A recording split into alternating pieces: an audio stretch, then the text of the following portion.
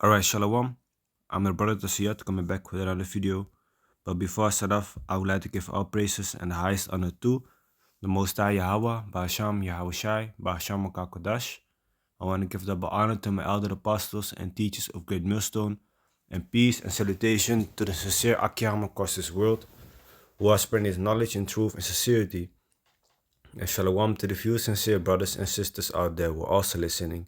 And may the election be upon your households. Kan Shalom. So, as you know, all may know, today is the day of the Passover, the Pasach. Okay, it starts at sundown. And basically, after the Pasach, when the Pasach starts, you should not be eating no yeast for 7 days. Okay, try to remove everything in your house that contains yeast and clean your house, and if you have done a Pasach before, you know what to do. If you have not done it yet, try to watch the videos of the elder apostles also concerning this, and our videos concerning the Passover, which in the Hebrew we say Pasach. If you are a man and you are not circumcised, you cannot do the Pasach. If you are circumcised, you can do it. So I just want to go over the book of Exodus chapter 12, because this also, speaks about the Passover. And for y'all to know, why do we celebrate the Passover? We celebrate actually the firstborns that were killed in Egypt and the Israelites being saved. Why? Because the death angel passed over the houses of the Israelites. Okay, the Israelites had to put blood of lambs upon their doorposts, so that when the death angel came, he would pass over their houses and kill the firstborns of the Egyptians, and their animals, the firstborns of the animals.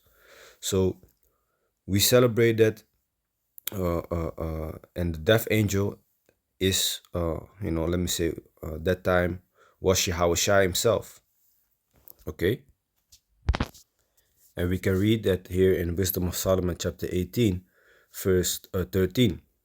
It says, "For whereas they would not believe anything by reason of the enchantments, upon the destruction of the firstborn, they acknowledged this people to be the sons of Yahweh." So the firstborns were killed, and then, there was like, yeah, these are the children, the sons of Yahweh, the God Yahweh. For while all things were in quiet silence, and that night was in the midst of her swift course, thine almighty word leaped down from heaven. The almighty word is Yahweh Shai. Okay? Out of thy royal throne, as a fierce man of war, into the midst of a land of destruction, and brought thine unfeigned commandment as a sharp sword, and standing up filled all things with death.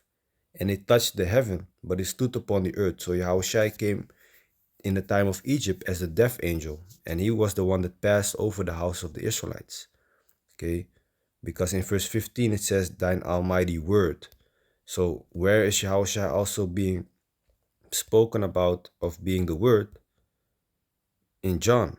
Okay, John chapter 1. Let me see. Verse 14. And the word was made flesh and dwelt among us, and we beheld his glory, the glory as of the only begotten of the Father. The only begotten of the Father is Yahweh Shai, full of grace and truth.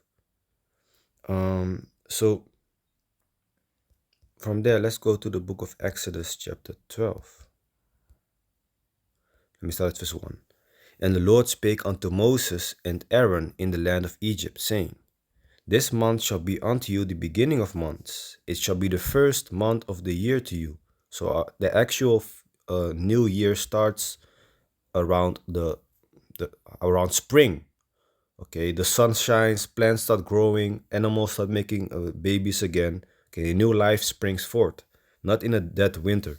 Okay, that is something that these people will be celebrating from a Roman god called Janus. Okay, he has two faces, one face to the past and to the future. That is incorrect, man. Verse 3. Speak ye unto all the congregation of Israel, saying, In the 10th day of this month, they shall take to them every man a lamp, according to the house of their fathers, a lamp for an house. And if the household be too little for the lamp, Let him and his neighbor next unto his house take it according to the number of the souls.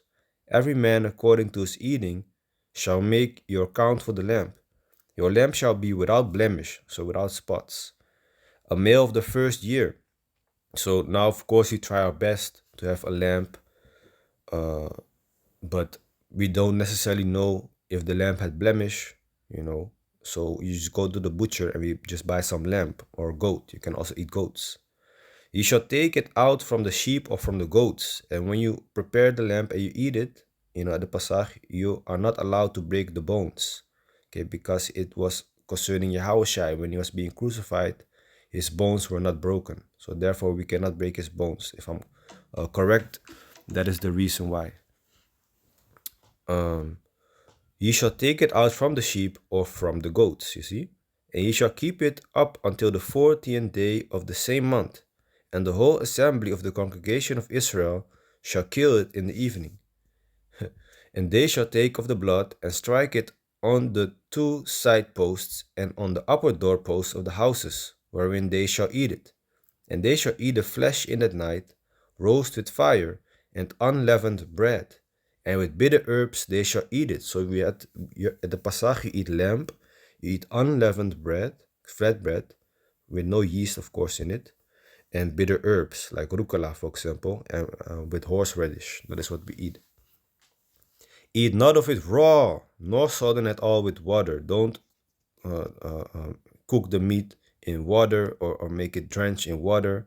Don't eat it raw. Just make sure that it's well done. Okay. Yes, lucky I was being called. So Exodus 12, verse 9. Eat not of it raw, nor sodden at all with water, but roast with fire, his head with his legs, and with the pertinence thereof. And ye shall let nothing of it remain until the morning, and that which remaineth of it until the morning ye shall burn with fire. So we are supposed to burn the meat, the bones, the unleavened bread, the bitter herbs that are left from the Pasach. You should burn it as an offering to the Most High, Yahweh Bashem Yashai. Now, if you cannot burn it, maybe put it in the oven. It depends, of course, where you live. So yeah, we try our best. We are rehearsing the righteous acts, like the book of Judges, chapter 5, verse 11 says. So we don't try to be over righteous, but if you can, do it, man.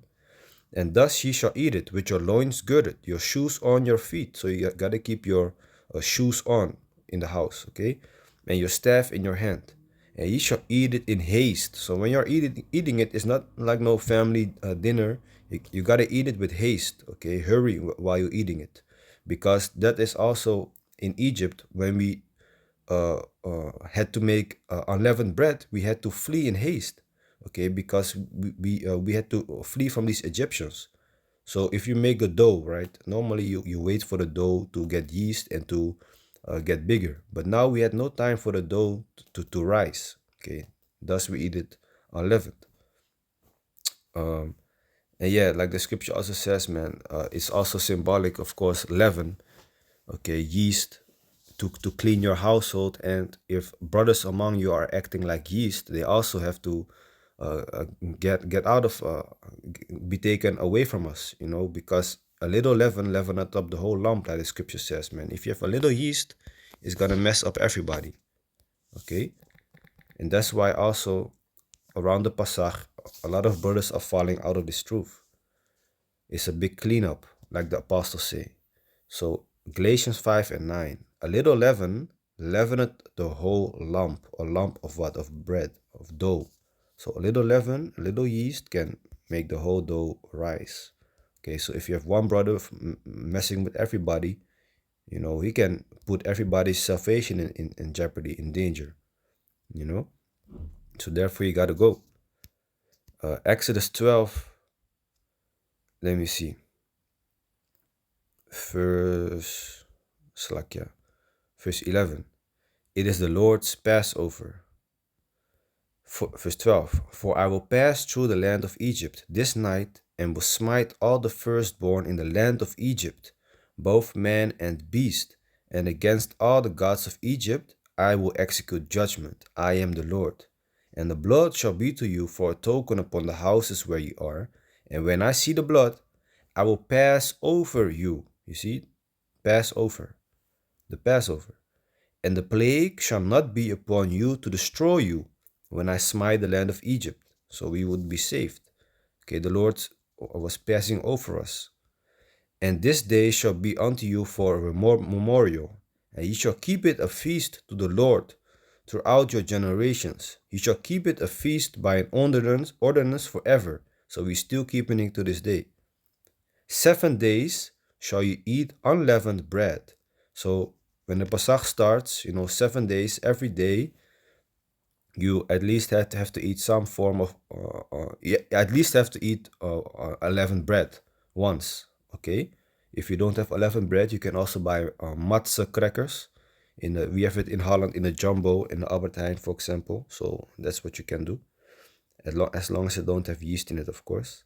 Or you can make it yourself. Like you add dough, and let's say you have like 90 grams of dough, then you add 30 milliliters or 30 grams of water. So 1/3 is water. That's the right proportion to make the dough.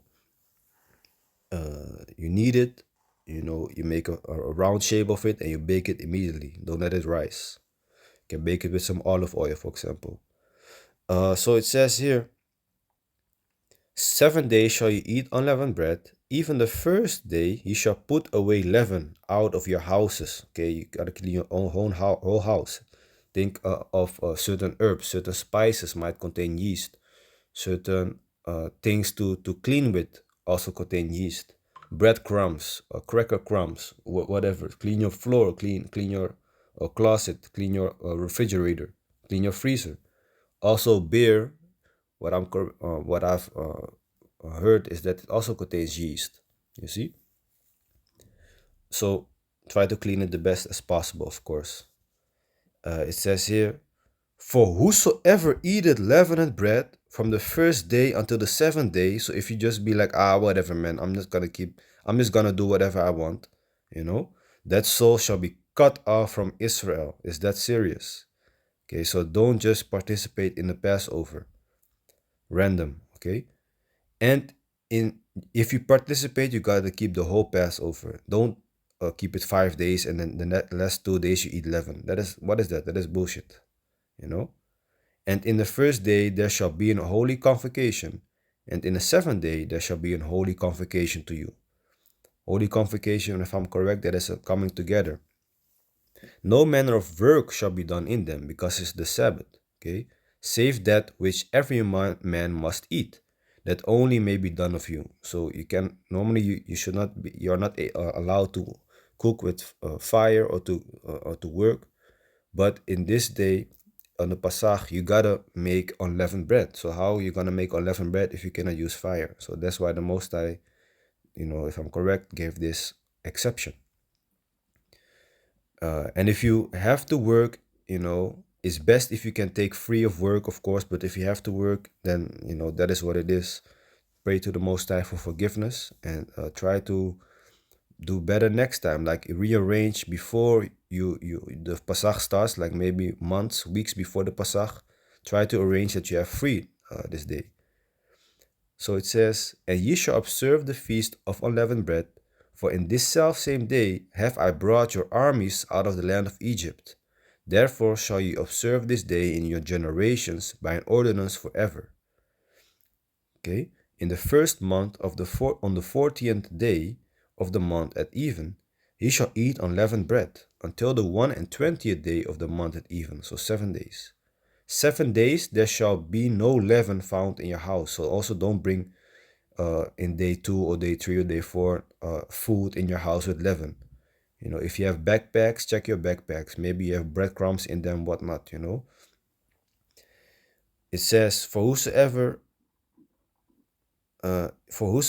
eateth that which is leavened, even that soul shall be cut off from the congregation of Israel, whether he be a stranger or born in the land. So stranger meaning an Israelite foreigner, an Israelite that did not that was not born in the land of Israel. Okay, not the heathens. This is not for the heathens. You shall eat nothing leavened. In all your habitations shall you eat unleavened bread. Okay, so basically I'm gonna close it off with this. If you want, I suggest you can also read, of course, the whole chapter. And I hope this edifying. With that, I want to give all praises and the highest honor to the Most High Yahweh, Bahasham Yahushai, Bahasham Kakodash. I want to give double honor to my elder apostles and teachers of Great Millstone, and peace and salutation to the sincere Akiam across this world, who has spread his knowledge and truth and sincerity, and shalom to the few sincere brothers and sisters out there who are also listening, and may the lecture be upon your households. Khan shalom.